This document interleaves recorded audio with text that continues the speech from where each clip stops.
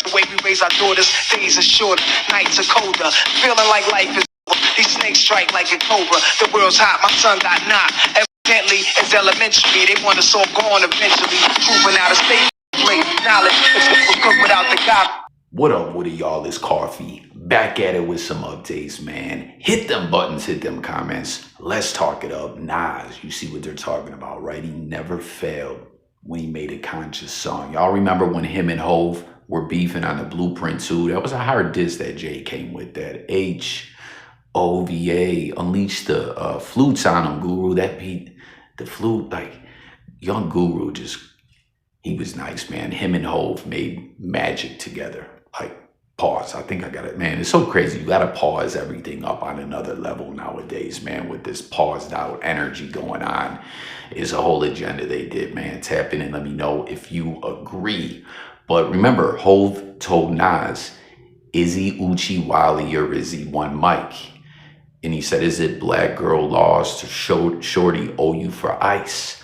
Nas, no question, one of the dopest lyricists ever of all time, in my opinion. Let me know if you agree. And it's been so dope over the past couple of years to see him so active in hip hop. We know he's got all this venture capitalist endeavors going on outside of hip hop.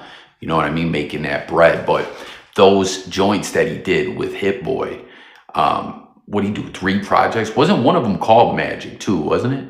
Like 3 projects in 1 year with Hit Boy, the Eminem collab, just everything that Nas has done. The King Disease jump offs is fire, and it's great in this era to see Nas still shining. And there's no way that an MC would be able to just have a timeless career and flow if they weren't the truth, you know?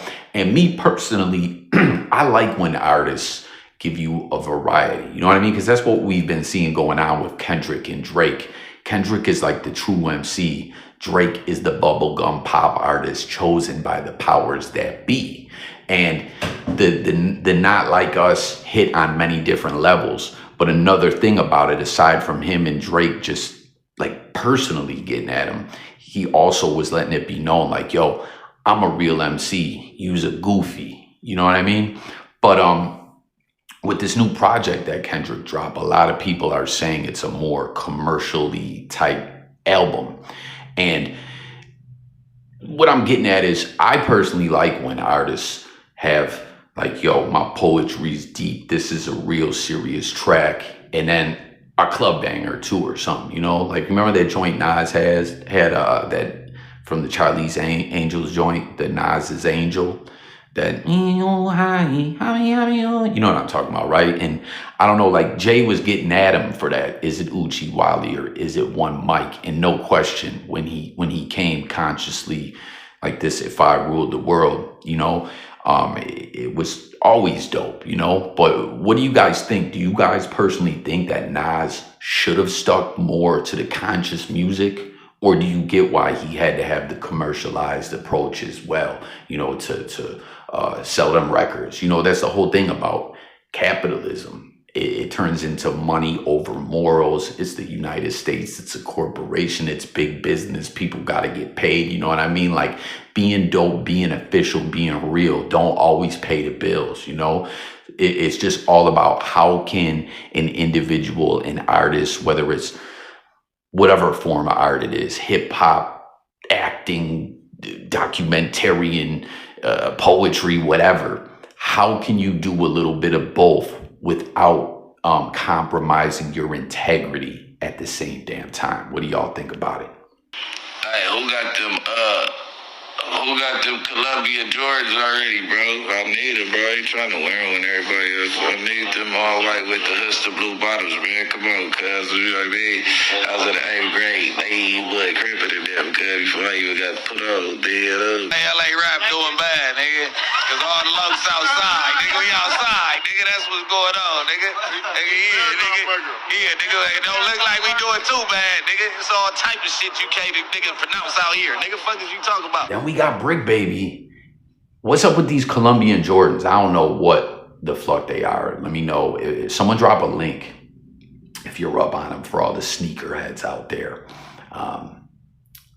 Like, I'm into kicks and ish like that, but I was never on it where I stayed up on everything dropping and everything like that. In the whole ShoeTube community, you know, that's a whole sector of the blogosphere, no question.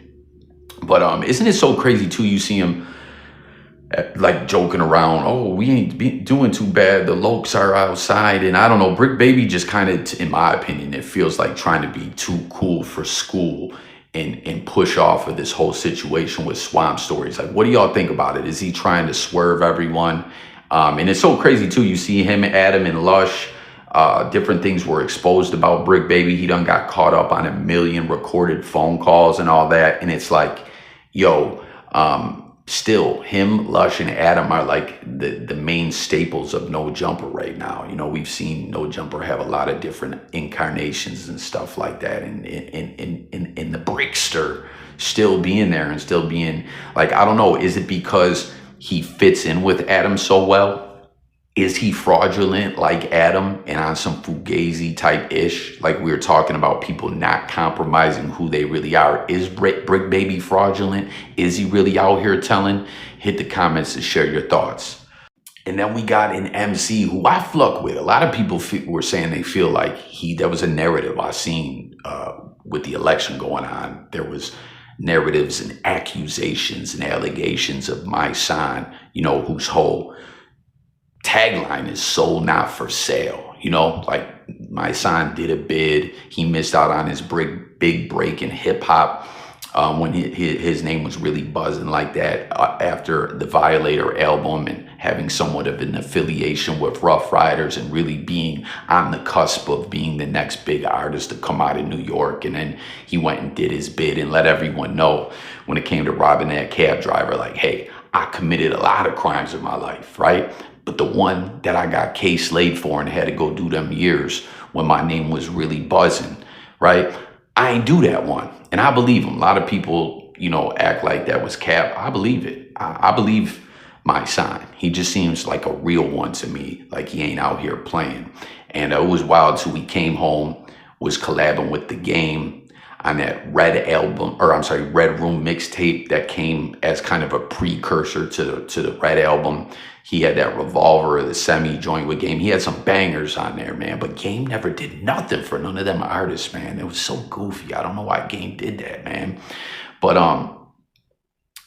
let me know if you rock with him or not. But there was these narratives that during the election he was taking money and to turn his social media presence in blogosphere presence in pushing a political agenda.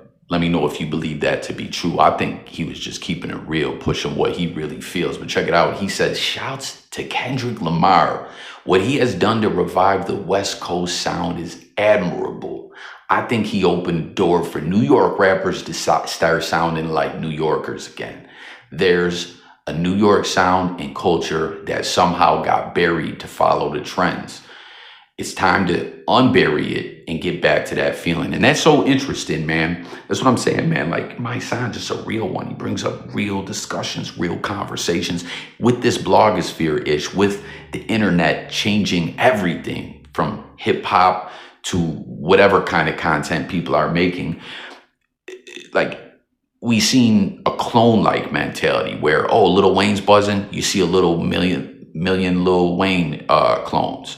We seen it with Young Thug. We seen it, like, you know what I mean? In geographically different places started losing their sound and stuff like that. And it's just intriguing with everything that Kendrick's been doing. I think this is a great point that Mysonne brings. Like, Kendrick is repping for the West. How about New York, you know, where he's a proud New Yorker? Like, let's get back to our New York-ish, right? For the longest time, Billy Joel voice. Shouts out to Griselda Records, repping for Buffalo, New York, the 716, putting them on the map in hip-hop. Like, they were the most New York sounding New Yorkers. And people try to, you know, make Buffalo out to be some old off-brand-ish. Like, stop it, man. Griselda is the truth. But what do you guys think about what Mike says here? Can New York get back to New York? Do you think everyone's been sounding the same? What's your thoughts about that, as well as everything else we touched on in this video? Thanks for watching again, y'all. It's Coffee. Subscribe. Look forward to talking with y'all in the comments. Stay tuned for updates. And I'm up out of here, y'all. Peace and God bless.